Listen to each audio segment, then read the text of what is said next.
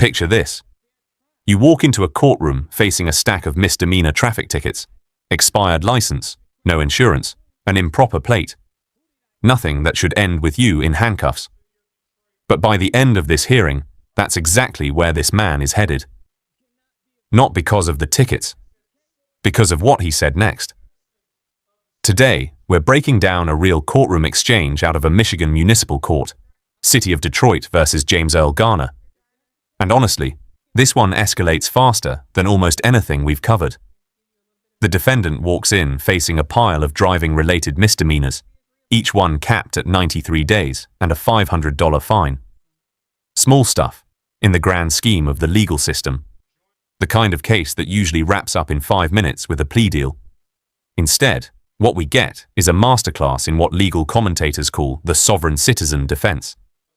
A set of arguments you'll hear again and again online, built around ideas like the state can't be a victim, corpus delicti requires a complaining witness, and jurisdiction must be established before charges can be brought. These arguments sound compelling if you've never set foot in a law school. But courts have rejected them, consistently, for decades. The judge in this video does something you don't see often. She actually pauses the hearing, offers to step into a breakout room to explain the process. A real moment of patience. But when the defendant comes back and repeats the same unanswered question instead of choosing an option, things go south fast. Contempt of court. 30 days in Wayne County Jail. No early release. Stick around. We're going to walk through exactly where this went wrong, break down the legal theory he was relying on and why it doesn't hold up, and get into the real question this case raises. Where's the line between defending yourself and defying the court? Let's get into it. On James Garner, do you see all the cases he has? I see just the 4 that are on the docket. Or 5. You got more? He's got plenty more. Okay. Mr. Garner, do you want to offer on these or do you want to go to trial? I would like to know what the charges are. Okay. This is the City of Detroit versus James Earl Garner. Case number SP 11000435, counts 1, 2, and 3. SP 116950. Those are driving license expired, misdemeanor, no insurance, insurance misdemeanor. Thank you. And an improper plate misdemeanor. All of them punishable by maximum possible penalty of 93 days in jail and or $500 in fines. SP 1169507. Counts 1 and counts 2, expired license and no insurance misdemeanor, both punishable by 93 days in jail and or $500 in fines. SP 1169521, same improper plate, same punishment, $500 in 93 days in jail and or $500 in fines, maximum possible penalty. SP 1223079, driver license suspended. SP 127-37681, SP 129-27512. 3 of those tickets are all punishable by 93 days in jail and or $500 in fines. SP 1547006, counts 1, counts 2, and counts 3, those are civil infractions. SP 15407, counts 1 and counts 2. Count 1 being a driver license suspended repeat. Let's stop right here, because this is the moment that defines the entire rest of the video. What Garner just invoked is a well-known pseudo-legal argument, sometimes called the corpus delicti, or no victim, no crime theory. It sounds sophisticated. It uses real Latin legal terminology. But here's the problem. It's built on a fundamental misunderstanding of how criminal law actually works. In the American legal system, the state, representing the public, absolutely can be the party bringing charges, especially for regulatory and traffic offenses like unregistered vehicles or expired licenses. These aren't crimes against a single victim. They're violations of public safety laws designed to protect everyone on the road. Courts have heard this sovereign citizen-style argument thousands of times, and it has never once succeeded in getting charges dismissed. What's interesting is how the judge handles it. She doesn't engage with the theory at all. She just keeps redirecting back to the only two real options on the table: take a plea offer or set a trial date. That's actually the correct move, procedurally. Judges aren't required to debate legal theories with defendants in real time, especially ones with zero legal grounding. But you can already feel the tension building. Garner isn't going to let this go, and neither is the Driving while judge. license suspended, repeat offender.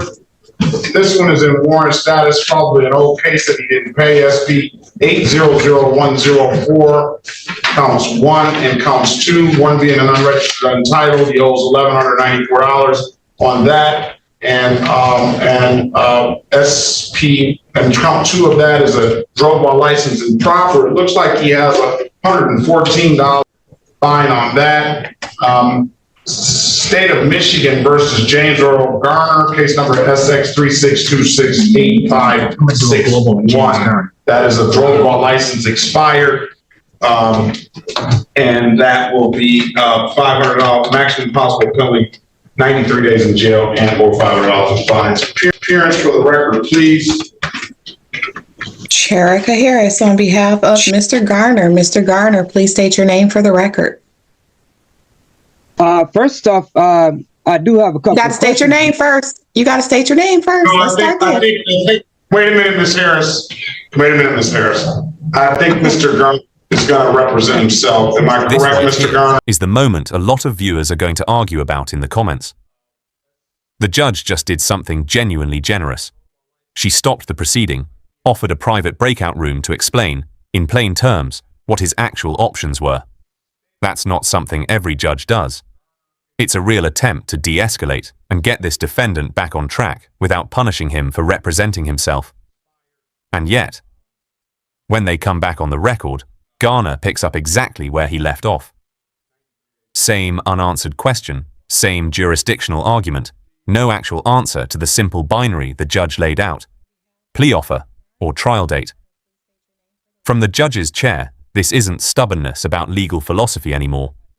It's a direct refusal to engage with the court's process, after already being given a private off-the-record explanation of how to move forward.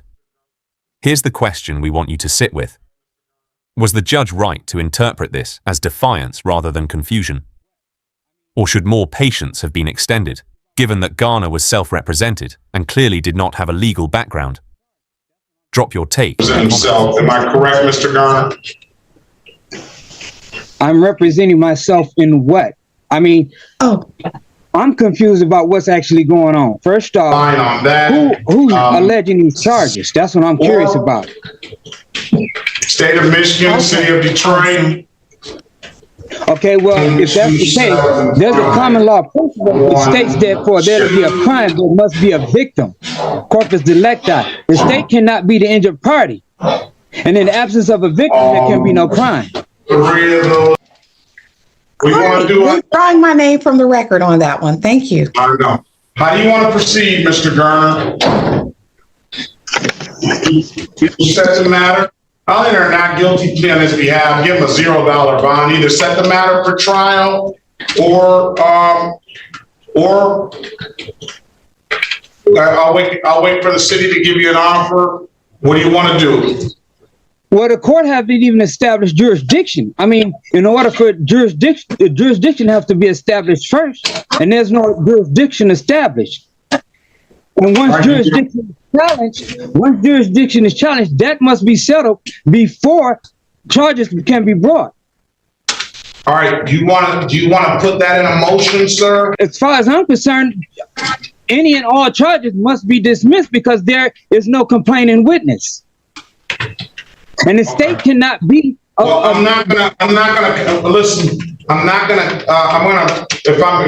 that's your motion, I'm going to deny the motion. Okay. So all we're going to do now, we're not going to keep going back and forth. Either you take an offer or you set the matter for trial. Which one do you want? Respectfully, in order for this to continue, there must be a complaining witness, and the state cannot be a complaining witness. Now, if I'm entitled to a fair trial, the law states there must be a victim. I'm just requesting, who is the victim? Who did I injure? The citizens of the city of Detroit and the state of Michigan are the victims. The state cannot be a victim. And if that's the case, I said the citizens of the city of Detroit and the state of Michigan are the victims. if that's the case, Mr. Garner, can we just go into a breakout room and then maybe I can give you a little bit of advice to assist you with moving forward? Would you be agreeable to that? Sure. Okay, awesome. Join. All right, are we ready on Garner? I believe he's ready, Your Honor. He's representing himself. Let's go back on the record with Garner. What do you want to do, Mr. Garner? Do you want a trial date or you want an offer? Those are really your only two options. Okay, since we are on the record, all I'm asking for is the Okay, one last time. Now listen, here's how it's gonna go from this point on. If you don't answer the question that I asked specifically, then I'm gonna hold you in contempt of court, and we're gonna move from that point on, right? Get up, Mr. Raymond. So you're telling me, Mr. Garner. We're not gonna have a conversation. Stop, sir. Now, that's the last time I'm gonna ask you to. On the law. Is that what I'm hearing?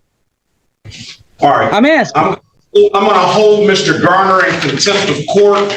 He is directly violating the court's order. I've asked him repeatedly to not interfere or add any extra commentary to this case. I've given him ample time to answer the court's question, and he continues to refuse to do so. So now I'm going to hold you in contempt, and I'm going to sentence you to 30 days Wayne County Jail. No early release.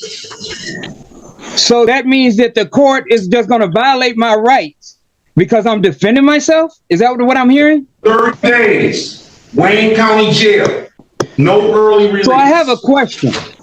That'll give you some chance and some time to read up on your rights, okay? Fill out the contempt papers, Madam. So I'm going to order you to turn yourself in today, Mr. Garner, to start that jail time, okay?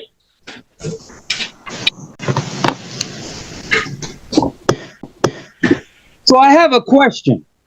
I'm not answering any more of your questions. Turn yourself in to the Wayne County Jail today. So the court is going to be in direct violation of my rights in the law. Is that where we're standing? That's how you feel. Have a good day, sir.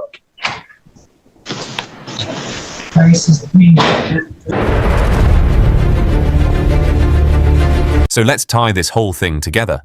What started as a handful of routine traffic misdemeanors, expired license, no insurance, an improper plate, the kind of case that should have ended in a quick plea deal or a scheduled trial date, turned into a 30-day contempt sentence in Wayne County Jail. Not because of the underlying tickets, but because of how the hearing itself unfolded. Garner leaned on a set of arguments. No victim, no crime. The state can't be a complaining witness. Jurisdiction must be settled first. That are commonly associated with sovereign citizen legal theory. These arguments have circulated online for years, and courts across the country have rejected them consistently because they misunderstand the basic structure of how criminal and regulatory law functions. What makes this case stand out is the judge's patience early on, offering a breakout room, repeating the same two options multiple times, giving real opportunity to course correct. But patience has limits in a courtroom, And when a defendant repeatedly declines to answer a direct, simple procedural question, contempt becomes the tool judges are left with to keep proceedings moving. The broader takeaway here isn't really about traffic tickets at all. It's about the real risk of representing yourself using legal theories pulled from the internet instead of an actual attorney. The gap between "this sounds like real law" and "this is real law" can cost you 30 days. If you found this case as shocking as we did, make sure to hit that like button, share your thoughts in the comments. Do you think the judge made the right call? And don't forget to subscribe for more jaw-dropping courtroom breakdowns.